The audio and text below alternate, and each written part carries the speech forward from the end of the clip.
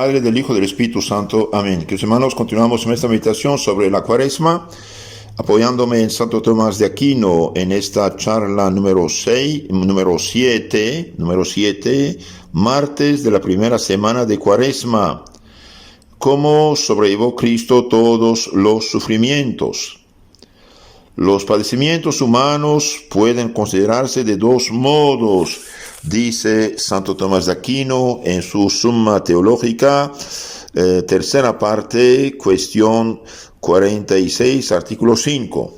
Los padecimientos, sufrimientos humanos pueden considerarse de dos modos. Primero, en cuanto a la especie, así no convino que Cristo sufriese todo padecimiento, porque muchas especies de padecimientos son contrarias entre sí, como cuando uno se quema por fuego o es sumergido en el agua. Ahora hablamos de los padecimientos inferidos exteriormente, puesto que no fue conveniente que él sufriese los padecimientos que son causados interiormente, como son las enfermedades corporales. Entonces, él sufrió en su cuerpo, pero son golpes, sufrimientos que llegan de fuera, infligidos por otros. La flagelación, por ejemplo, corazón de espinas, la crucifixión. Segundo, en cuanto al género, sufrió todo padecimiento humano, lo cual puede considerarse de tres maneras. Por parte de los hombres, de quienes recibió padecimiento, pues padeció algo de los gentiles, de los paganos, Pilatos era pagano, los soldados, de los judíos y de los hombres y de las mujeres, como se manifiesta por las sirvientas que acusaban a San Pedro y como el servidor que golpeó a Cristo. Padeció también por parte de los príncipes y de sus ministros y del pueblo, según aquello del Salmo 2:1, porque bramaron las gentes y los pueblos meditaron cosas vanas, asistieron los reyes de la tierra y se mancomunaron los príncipes contra el Señor y contra su Cristo. Padeció también por parte de los amigos y conocidos, como se manifestó cuando Judas le entregó y cuando Pedro le negó. Pedro juró que no lo conocía. Por todo lo que el hombre puede padecer, también Cristo sufrió por todo lo que el hombre puede padecer. En efecto, Cristo sufrió por sus amigos que lo abandonaban. Cristo sufrió en su reputación. Cristo fue el benefactor número uno de su pueblo y lo han tachado como si fuera un malhechor, un blasfemo. Lo excomulgaron, lo expulsaron del pueblo judío, de la sinagoga. Lo acusaron y lo condenaron por blasfemo, por un usurpador de misión y de función y de título. ¿Por qué condenó a Cristo a muerte? Por haber dicho la verdad. ¿Eres tú el Hijo de Dios? Sí lo soy. Y bien, ustedes un blasfemo, un mentiroso, le dijeron. Entonces Cristo sufre en su reputación por las blasfemias proferidas contra él. Blasfeman contra él y dicen que él es blasfemo. Sufrió Cristo en su honra y gloria por los escarnios y afrentas que se le causaron en su honra. Esto es algo tremendo esto. En sus cosas, porque hasta fue despojado de sus vestiduras. En su alma, por la tristeza, tedio y temor. Y en su cuerpo, por las heridas, los azotes y los clavos.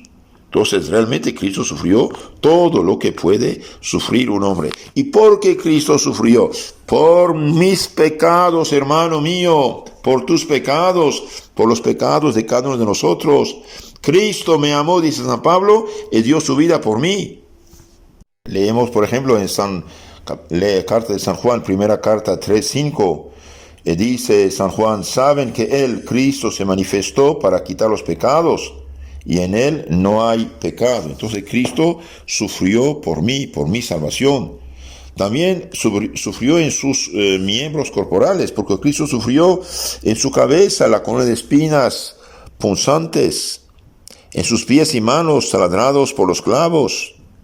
Sufrió en su rostro por las cachetadas que recibió, las bofetadas, salivazos, azotes en todo el cuerpo. Entonces Cristo sufrió en todos sus miembros. Padeció también con todos sus sentidos corporales, con el del tacto al ser flagelado y crucificado con clavos.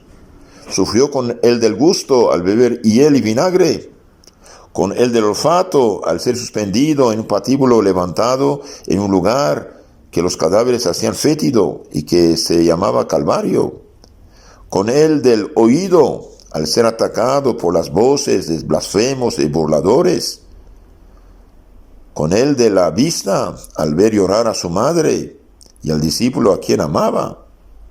Por lo que hace a la eficacia, ciertamente el más mínimo de los padecimientos de Cristo hubiese bastado para redimir al género humano de todos sus pecados.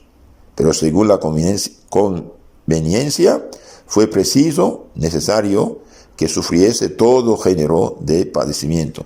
Entonces, queridos hermanos, nuestro Señor Jesucristo sufrió toda especie de sufrimientos que puede sufrir. Enfermedades no, pero todo lo demás sufrió para nuestra salvación, de los gentiles, de los judíos, de los hombres, de las mujeres, de los sacerdotes, de los jueces.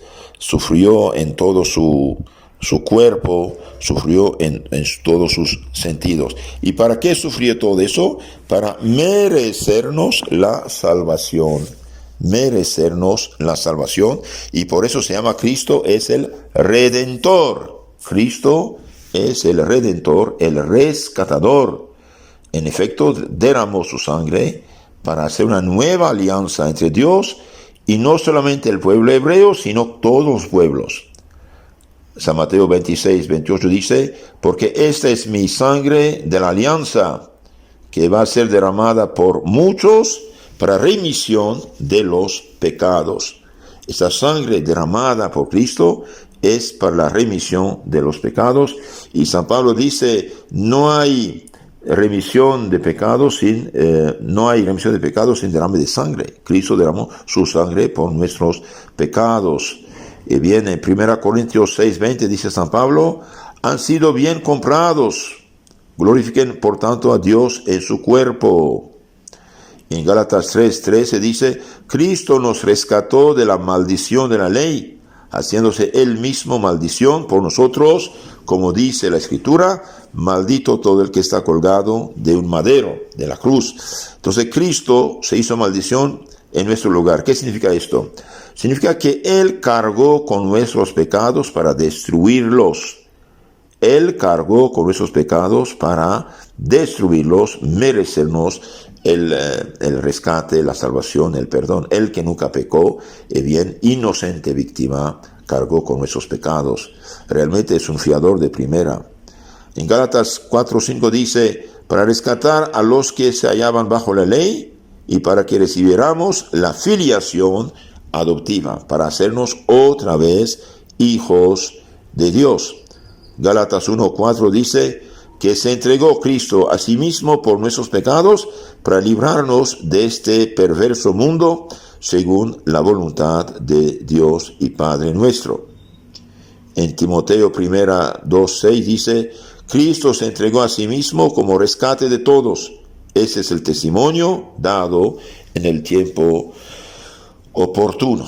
Cristo derramó su sangre por todos los hombres, pero esa sangre derramada por los hombres tiene que ser aplicada a cada alma mediante la iglesia que Cristo fundó, y los canales de transmisión de esta sangre divina son los santos sacramentos, confiados únicamente a la iglesia que Cristo fundó, la católica. Y hoy, por desgracia, cualquier pobre víctima de Lutero, con una Biblia falsificada, no entiende nada la Biblia, funda su secta y toma unas frases de la Biblia y piensa que así se aplica a él. La sangre de Cristo me salva, la sangre de Cristo me cubre, yo acepté a Cristo como mi único suficiente Salvador, ya estoy salvo. Todo esto, queridos hermanos, no es así.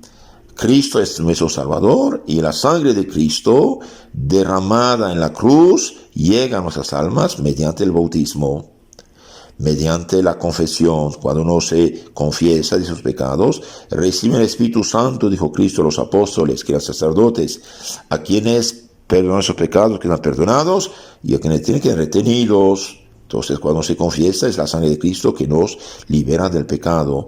Cuando comulgamos, recibimos cuerpo, sangre, alma y divinidad de Cristo.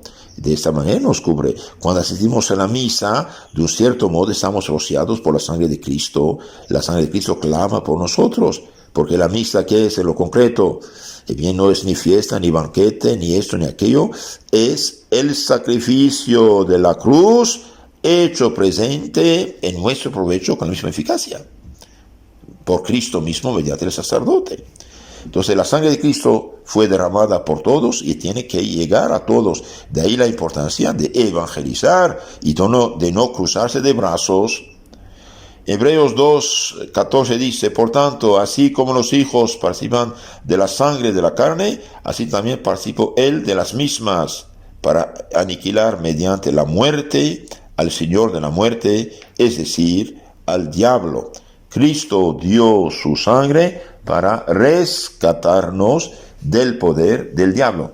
En efecto, ¿qué es lo que da poder al diablo sobre los hombres? Bien, es el pecado. ¿Y cómo se desvió el pecado? Mediante la sangre de Cristo. ¿Y cómo la sangre de Cristo llega a los hombres? Mediante la iglesia y los sacramentos de la iglesia. No de otro modo, cuidado. Esto que la sangre de Cristo me cubre fuera de iglesia porque yo lo digo, no es así. Es una palabra vacía. La sangre de Cristo nos cubre mediante los santos sacramentos. Entonces Cristo murió por nuestros pecados. Tengamos conciencia que cada vez que pecamos mortalmente perdemos esa salvación de Cristo. Nos hacemos otra vez esclavos del diablo. Por eso tenemos que alejarnos del diablo y del pecado. Y sobre todo de la ocasión del pecado, confesándonos regularmente, cada mes, cada 15 días mejor, no pasar el mes sin confesión, comulgando dignamente, en estado de gracia, rezando mañana y noche, rezando el Ángelus, rezando el Santo Rosario, leyendo libros buenos, especialmente el Evangelio, el Catecismo, vida y obras de los santos, que son los campeones de Cristo, y alejándonos del demonio y de sus instrumentos, que son las telenovelas, las series y todo lo que sabemos que conduce al mal. Queridos hermanos que han escuchado esto, les pido el favor, reenviarlo a otros amigos, para que también sepan de lo que Cristo hizo por ellos, y también les aconsejo de suscribirse a este canal para recibir otras charlas. Que Dios los bendiga y los bendiga en el nombre del Padre, del Hijo y del Espíritu Santo. Amén.